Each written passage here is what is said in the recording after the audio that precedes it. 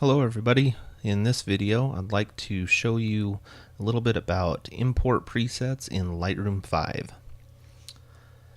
Alright, so as you can see, here's my Lightroom library. It's just kind of a test catalog that I've got created here. I've got a couple photos imported from a trip up to the Columbia River Gorge in Oregon.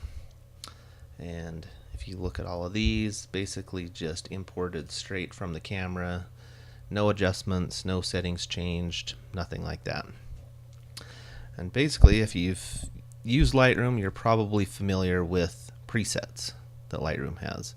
Basically what they are is a pre-saved bunch of settings that you can apply just with one click to an image. So say I wanted to change this to an infrared photo. I just do one click and there we go.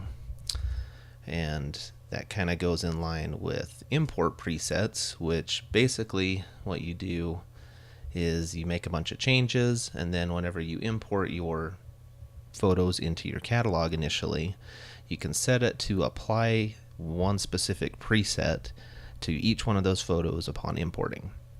So say I've went ahead over here and just created a test one, and if I click on this, you'll see just a slight change to the image. And you'll notice that I've dropped down the highlights, brought up the shadows, adjusted the whites, adjusted the blacks, clarity, vibrance, saturation, and then also down under the lens corrections, I've enabled the profile corrections and the removed chromatic aberration.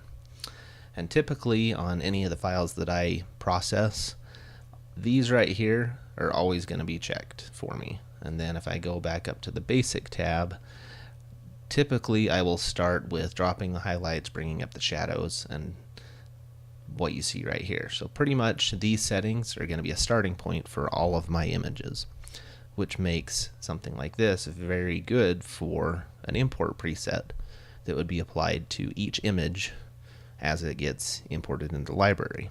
So I can see kind of a base of what the image is going to be, because if you're shooting in RAW, typically your images are going to look really flat. I'll reset this here and you can kind of see you're going to get a really flat, really dull looking image.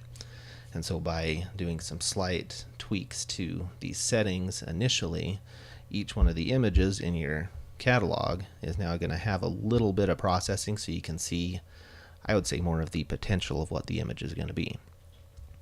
And so if we go back to our develop tab here, you're going to see I've got this import, or this preset created.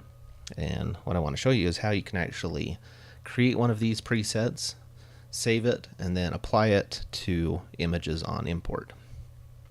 So let's just start, we'll actually start with this image right here. We've got everything reset. What I want to do, I'm going to come in here. Typically I'll add a little bit of contrast. I'm going to drop these highlights down. Shadows, bring those up. Whites, we'll bring those up a little bit. Blacks, bring those down. And again, when you're creating one, you can adjust these settings to pretty much whatever you like, or whatever you would most typically use when you're processing an image. Let's bring up a little bit of vibrance here, saturation. Go down to lens corrections, enable that, remove chromatic aberration. And then another point that you may want to play around with is the camera calibration and the profile. As you can see, I have these set at Adobe standard. You also have camera faithful, which will do a little bit of a different application or a setting for the image. Camera landscape bumps up the saturation a little bit, brings out the greens in this image more. You know, neutral, if you do more portraits, you have a setting for that. A lot of times I'll just leave mine on Adobe standard, but this is something that you can play around with a little bit and kind of see what you prefer for your images. So once we've got that done, we've got all of these settings changed. What you want to do is come up under Develop and then New Preset. You can see there's the keyboard shortcut right there. If you do creating presets a lot of the time, and it's a fairly regular occurrence for you, you may want to memorize that keyboard shortcut. But for us, Develop, New Preset. And what this is going to do is bring up the new develop preset dialog box. So what we can do here is change our preset name. Let's just call this one, since I've already got one called import 1. You can do something with a naming convention like this, which will kind of organize. So if you have another preset you wanted at 02, it'll actually line them up in order that you want them over on the side.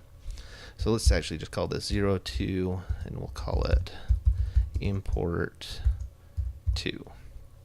And the folder, you can see it's selected user presets. This corresponds to user presets over here. You can actually create a new folder if you're creating, a bunch of black and white presets, or if you're creating even just a bunch of import presets with different settings, you can create an import presets folder and group all of those under that. For now, I'll keep this at user presets. Auto tone, I'm going to make sure that's unchecked. And then for the most part, everything's going to default to being checked, which is going to cover, all of our basic settings that we've changed, clarity, sharpening, lens corrections, all of that kind of stuff. And it's just going to make sure it's capturing that in the preset. So once you've got all of the settings done and everything checked that you want, named correctly, hit create. And you'll see what that's done. Over here I've got the initial one that I created, and then it's lined up my second one with the 02 as import 2. And that has all of these settings right here. So if I reset this, go over, click on this import 2, you'll see there's all of my settings once again. And so how to put these into place now is we'll go back to our library here. I'm going to go over to my import, and I've got a few more of the images from my trip up to Oregon. And let's just copy a few of these in here. Let's go get some different ones down here at the bottom. Let's select that one from the Oneonta Gorge, which is a gorgeous place. Choose that one. Let's try this one right there. And so I've got the images that I'm importing, and again, you can do this if you have all of your images checked. I'm just doing these 3 just for a quick little introduction here. And so I've got, let's do this, make sure my destination's correct. Oregon, name it something different. And then what you want to do here is look at this section right here. It says apply during import.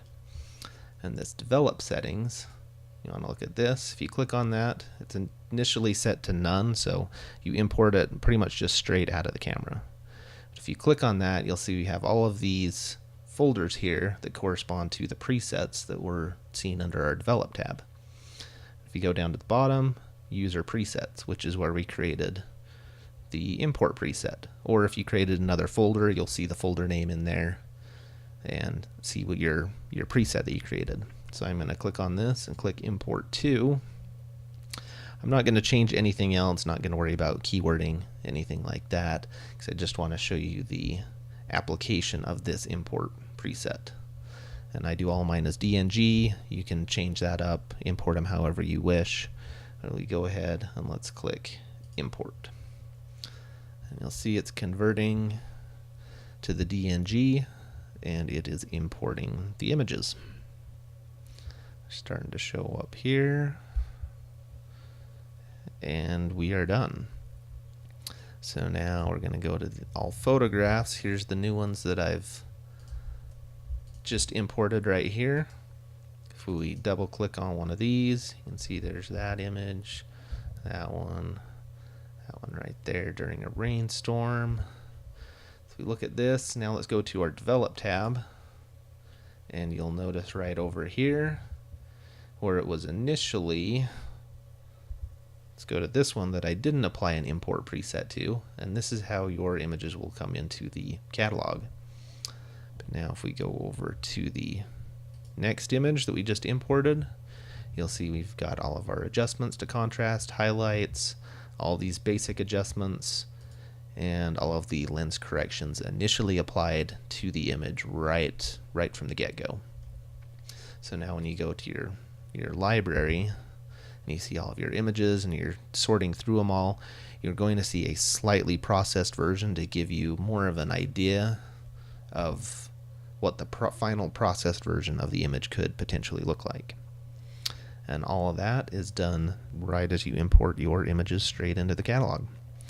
So this is going to save you a ton of time, and also if you have a certain look, certain style that you've saved as a preset and you want to just apply that to all of the images, it'll save you loads of time right from the get-go just to import your images, apply that preset, and then you're up and running and off you go. So I hope this has helped give you an idea of what import presets can do and what you can do with them and their potential uses. All right, thanks for watching and stay tuned for the next video.